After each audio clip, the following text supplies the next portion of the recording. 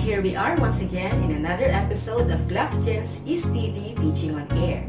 I am Ma'am Giselle, your grade 7 English teacher. Do you want to learn something new? Come on, let's go!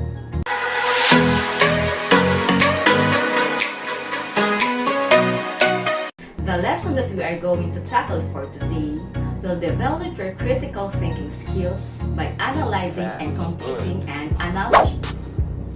This also includes your deeper understanding about completing patterns in terms of words and pictures. In this lesson, you are expected to first, identify analogy and its basic types. Second, supply words or expressions that complete an analogy. And third, formulate words or expressions that complete an analogy. Before we go further, let's have first this activity. Observe the figures given. What do you think is the fourth figure that matches the pattern? Number 1.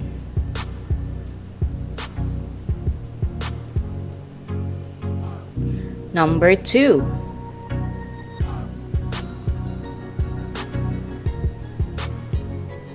Number 3.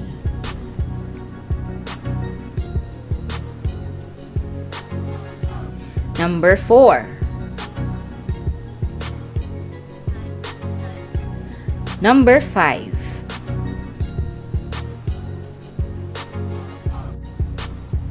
This time, let us identify the appropriate word to complete the analogy by choosing the letter of the correct answer. Number 1. Teacher is to school, as priest is to A. Church, B. Market, C. Road, or D. Port. Number 2. Father is to son, as mother is to A. Aunt, B. Uncle, C. Daughter, or D. Baby. Number 3. Laguna is to Santa Cruz, as Quezon is to A. Tayabas, B. Lucena, C. Santo Tomas, or D. Tagaytay. Number 4. Tandangsora is to heroine, as Jose P. Rizal is to A. Actor, B. Animator, C. Villager, or D. Hero. And number 5. Batangas Port is to seaport, as Naiya is to A. Airbed, B. Airport, C. Airplane, or D. Airmail. So, what is an analogy? An analogy shows the relationships between words. It states the likeness between two things that are otherwise unlike. Analogies may enable one to learn new words by recognizing the relationship between words. Example: English is to language, as mathematics is to arithmetic.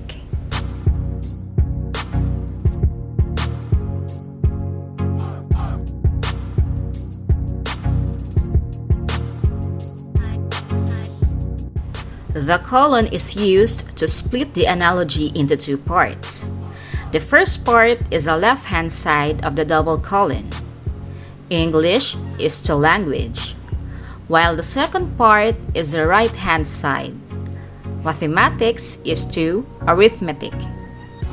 Keep in mind that the first set of words presents a relationship that is the same or alike as the second set of words.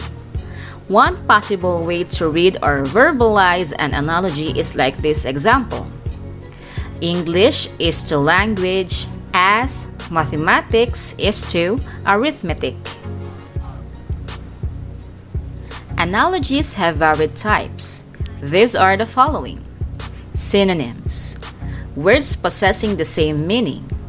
Example: happy is to joyful, as courageous is to brave. Antonyms: words opposite to each other in terms of meaning.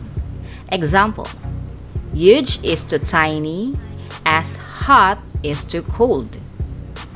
Part and whole: where several objects comprise or make up a group. Example: heart is to circulatory, as lungs is to respiratory.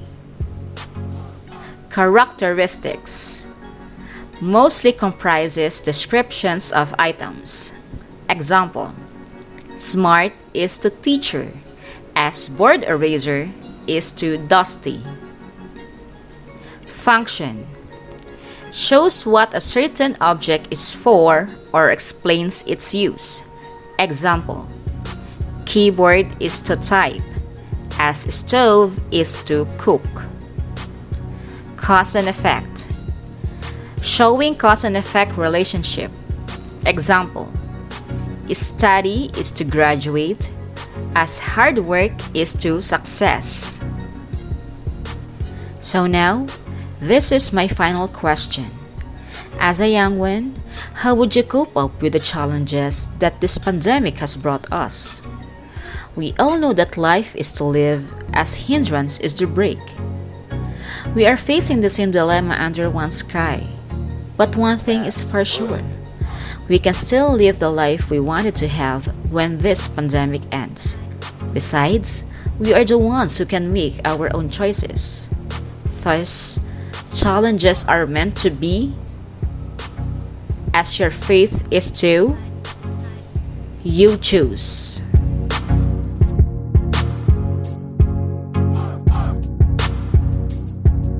New learning has been achieved today. See you once again in another episode of GLAPGEN's Is TV Teaching on Air. See you next time. Bye-bye!